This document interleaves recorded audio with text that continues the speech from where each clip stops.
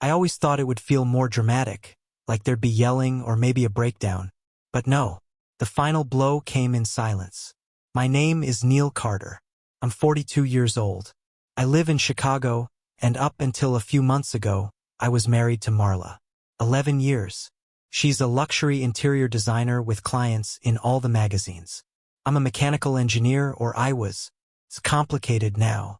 We were sitting across from each other in a boardroom high above the city. The office belonged to Finch and Wakefield, a high-end real estate firm that also handled legal transitions for certain well-to-do clients. Everything about the place was slick: glass walls, chrome accents, diffused lighting that made even your bad news look expensive. Marla sat to my right, her posture immaculate. She was wearing that tailored navy pantsuit she saves for serious occasions. Her lawyer, a man with a haircut too sharp for his age, flipped through a folder with an expression I recognized. Smug, controlled, just short of celebratory. I didn't say much, just waited. The lawyer paused, furrowing his brow. He flipped back a few pages, scanned the numbers again, then looked up. "This is the full financial disclosure?" he asked, as if he expected a punchline. "It is," I said.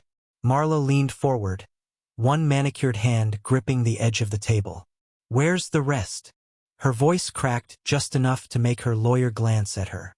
She recovered quickly. She always did, but I saw it. That first flicker of confusion, the gears spinning behind her eyes. "I gave you everything you asked for," I said calmly. "Everything I agreed to." Marla's eyes narrowed. She flipped through the papers herself now, her lips moving silently as she tallied, recalculated, hunted for a decimal point that might have moved out of place. She looked up again, and this time she wasn't smug. She was puzzled. Just barely, but enough. I wanted to feel sorry for her. Part of me did. But the rest of me was just tired. Tired of watching her treat me like a backup plan. Tired of pretending I hadn't noticed the late nights, the design consults that never made it into her calendar, the way she stopped asking about my day years ago. This wasn't revenge. It was math. The lawyer tried to regain his footing. "We may need to request supplemental documentation," he said, his tone more cautious now. "You can," I replied, "but you won't find anything new." Across the table, Marla's expression had changed again. This wasn't just confusion now. It was the realization of a truth she hadn't prepared for. She wasn't walking away with a windfall, just what she earned, which in our case wasn't much. Outside the window, the skyline stretched like a painting. She had always loved the view from up here, but today it looked different to her, because for once, the future wasn't hers to decorate.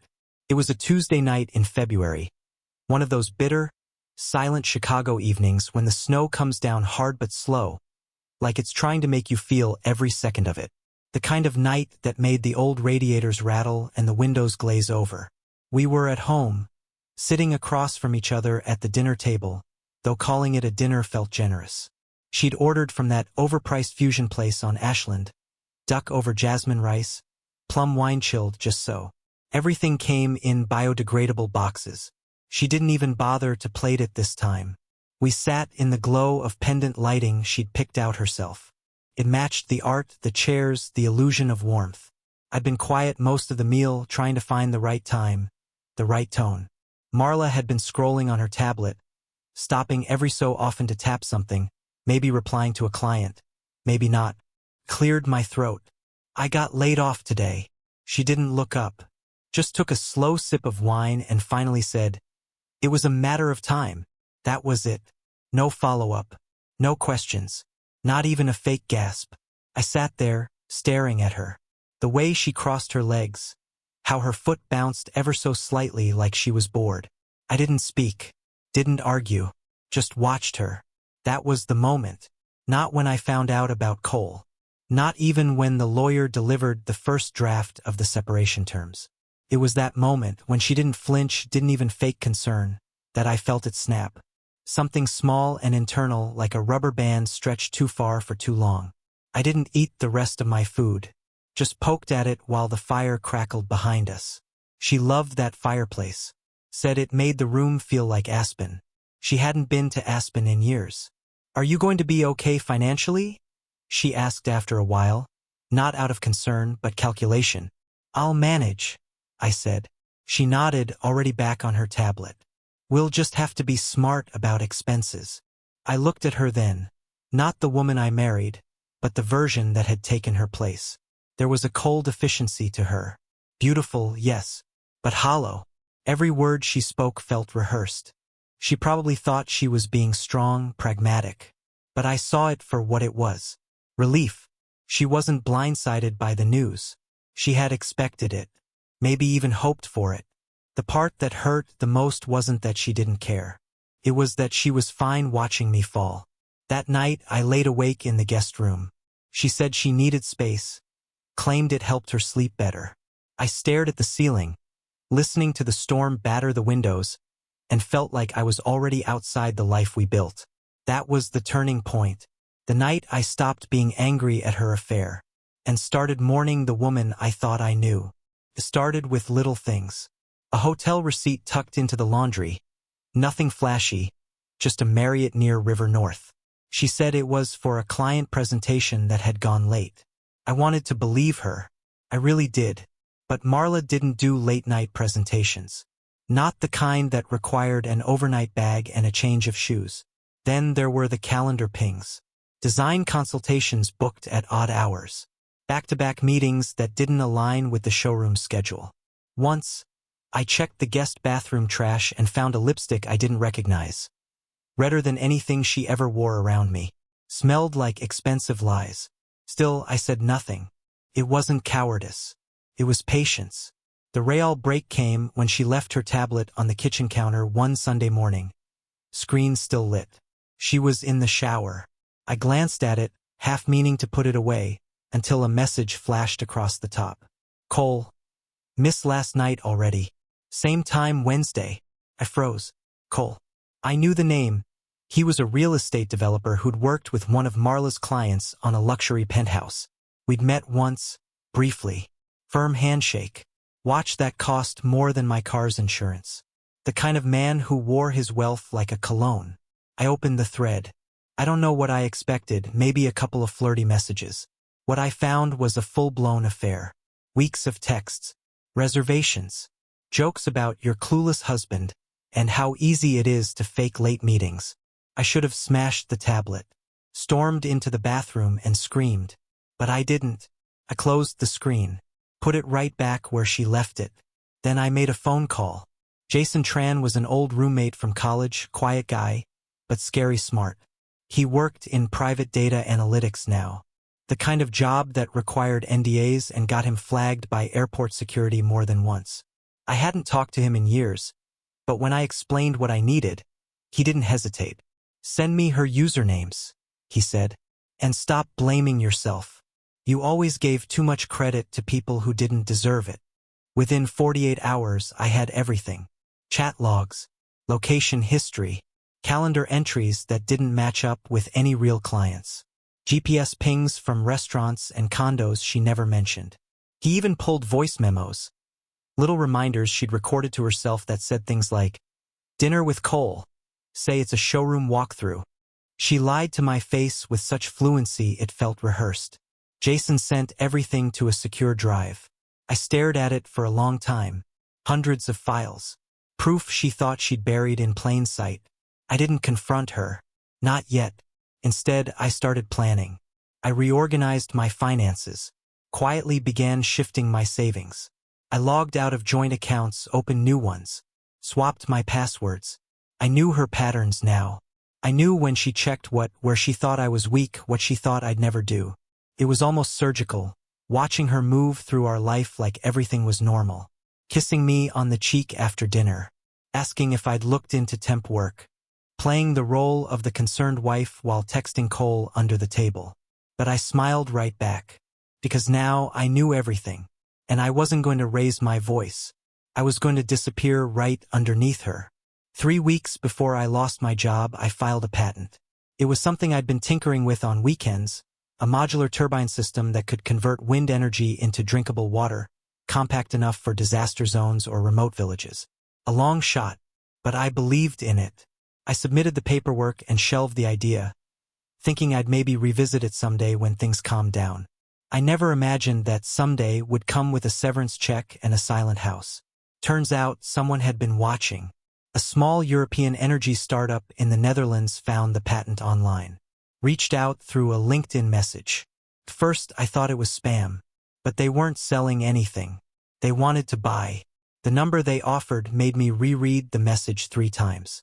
I wasn't rich yet, not exactly. But the buyout was substantial. And more importantly, they wanted me to consult. Remotely. They didn't care that I didn't wear a suit or sit in a glass building. They cared that I'd built something useful. So I said yes. And then I got to work on the kind of blueprint Marla would never see coming. I rented a tiny desk in a shared co-working space downtown. Told Marla it was part of my networking. She didn't ask questions. I guess she liked believing I was out there flailing, playing the humbled husband routine. Meanwhile, I was on video calls with engineers in Rotterdam, helping prototype a system that, if it worked, could change lives. And while I was at it, I met with a financial advisor, an old contact from a previous consulting gig who specialized in discrete wealth transfers. That's when we built the web, shell trusts, blind investment accounts, small business holdings in places most people can't pronounce. I even opened an LLC in Delaware just to serve as a pass-through. Every dollar had a shadow. Every asset wore a mask. I sold my old stocks. Rolled over my 401k into a private equity pool with zero public trace. Used that LLC to invest in a solar component supplier that would later go public. Then I buried the payout in a philanthropic vehicle that technically owned nothing but was tied to another trust one controlled. It was exhausting. And beautiful. And Marla? She bought the act. She thought I was depressed. Said I looked tired. I'd come home late with takeout and slump on the couch like a man unraveling. She offered sympathy in small doses, enough to feel superior, not enough to seem involved. You're doing your best, she'd say, sipping wine, barely looking up from her phone. Once I found her reading an article titled How to Compassionately Divorce a Failing Spouse. She didn't bother to close the tab when I walked in. I didn't react. Let her believe I was crumbling. Let her believe she was in control. I stopped shaving. Let the dishes pile up. Mumbled vague answers about job prospects. Started dressing like a guy who couldn't remember what day it was. But every morning I woke up with a grin I didn't even have to fake. Because I knew something she didn't. I wasn't failing. I was rising. Quietly. Invisibly. Like a structure built beneath the floorboards. No flashing lights. No grand speeches. Just foundations she'd never see. And someday when the dust cleared, she'd realize the man she dismissed as broken had been building his escape the entire time. Right under her perfect nose. It happened over breakfast.